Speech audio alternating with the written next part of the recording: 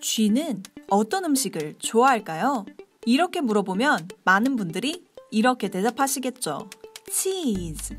하지만 정답부터 말씀드리면 쥐는 치즈를 별로 좋아하지 않는다고 하는데요. 이것 말고도 고양이는 생선, 강아지는 뼈다귀, 토끼는 당근, 곰은 꿀. 정말 많은데요. 그렇다면 이런 말이 왜 생겨났고 어떻게 우리에게 전해졌을지 저와 함께 알아보시죠. 가장 먼저 확인할 것은 쥐와 치즈인데요. 연구에 따르면 쥐는 치즈보다 단맛이 나는 과일과 곡물을 좋아한다 합니다. 정말 놀랍지 않으신가요? 사실 이 고정관념은 치즈의 역사만큼이나 오래된 생각입니다. 오래전 서양 사람들에게 치즈는 다른 식량들에 비해 천대받는 음식이었다 해요.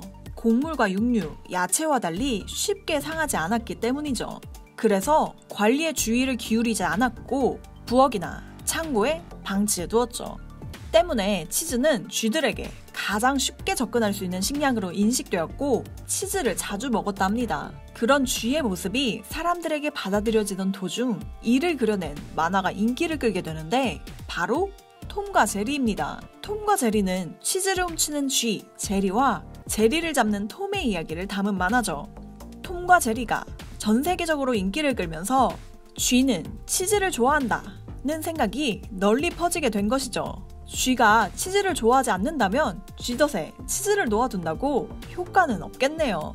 두 번째는 쥐하면 떠오르는 동물, 고양이가 좋아한다고 알려진 생선입니다. 뭐라고? 고양이가 생선을 좋아하지 않는다고? 네, 좋아하는 것을 넘어 익히지 않는 생선의 경우 고양이에게 좋지 않다고 합니다. 날생선에 있는 박테리아균이 장에 문제를 일으킨다고 해요. 고양이가 생선을 좋아한다. 이 말이 나오게 된 건 제2차 세계대전입니다. 당시 유럽과 서구 사회는 전쟁을 치르면서 극심한 물자 부족을 겪죠. 사람이 먹을 육류와 곡류도 부족한 마당에 고양이 사료에 그것들을 넣을 수는 없었으니까요. 그래서 그나마 공급량이 많던 생선을 넣게 되고 이를 고양이가 생선을 좋아하는 것처럼 광고를 내보내죠. 거기에 더해 이 사료를 맛있게 먹는 고양이를 보며 사람들은 고양이가 생선을 좋아한다고 인식하게 되었답니다. 다음은 토끼 하면 떠오르는 음식, 당근이죠. 야생 토끼의 경우 당근 같은 뿌리 채소는 먹지 않는다고 하네요.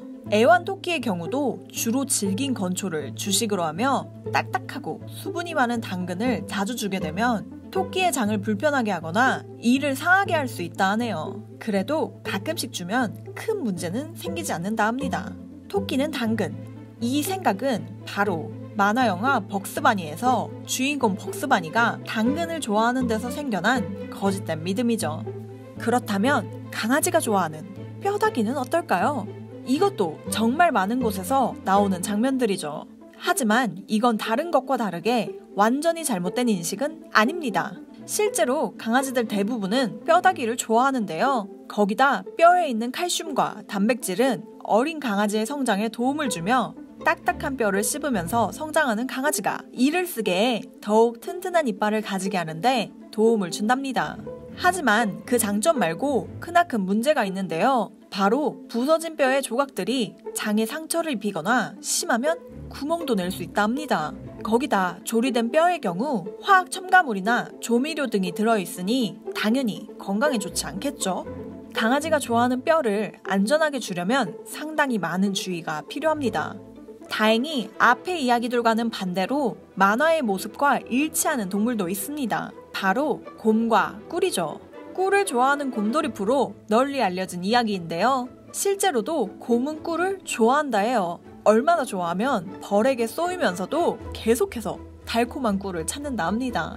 우리가 아는 모습이 틀렸다는 것에 충격과 당황스러움을 느끼지 않으셨나요? 하지만 이런 생각들을 가지게 된 건 우리의 잘못이라기보다 그만큼 우리가 그 동물들을 좋아하고 관심 있게 바라보다 생긴 작은 오해가 아닐까 생각해 봅니다.